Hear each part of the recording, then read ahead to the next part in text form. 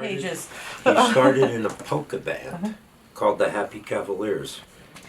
There's photos If of he all of was us on our 12 years website. old, 14 years old at that time, he was lucky.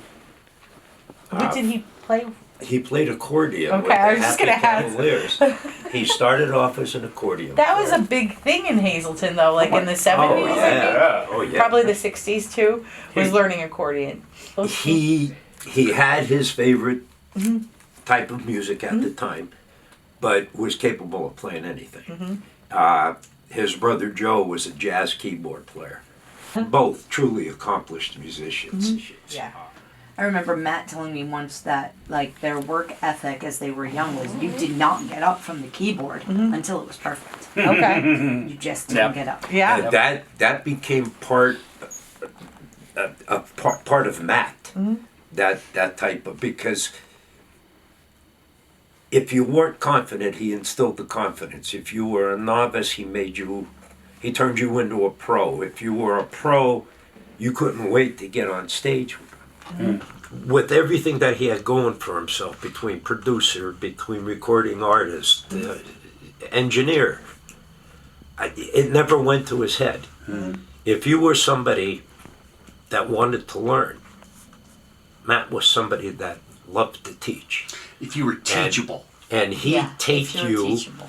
under his wing, and he'd instill that confidence you didn't have. If he knew something, it was his goal to get what he knows into you.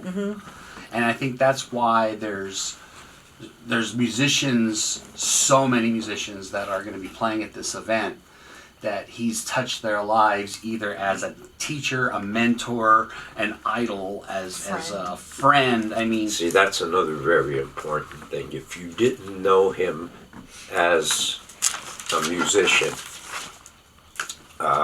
you knew of him as a musician. He pretty much touched the lives of every musician in this town. Would make you have something simply because he knew you needed it, and he would do anything in his power, even if it was giving you something that he knew he needed, you know, to make that happen, just because he believed in you so much.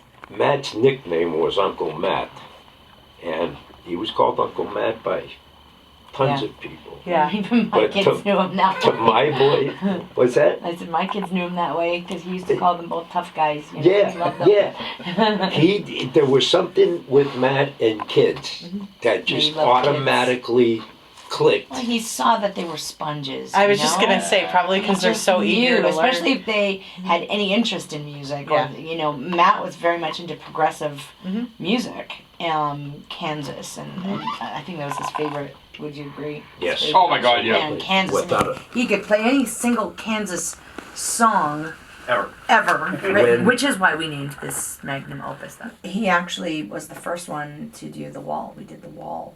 We actually got permission from Roger Waters to take the wall and turn it into a stage play. And Roger Waters said, with my blessing. He loved to share the music that he enjoyed with others. He taught him how to appreciate Absolutely, right. And he would point out the finer, you know, aspects of that music. He really, he had a passion. He was a perfectionist at Yeah. everything and a genius at whatever he did. Because you can have somebody...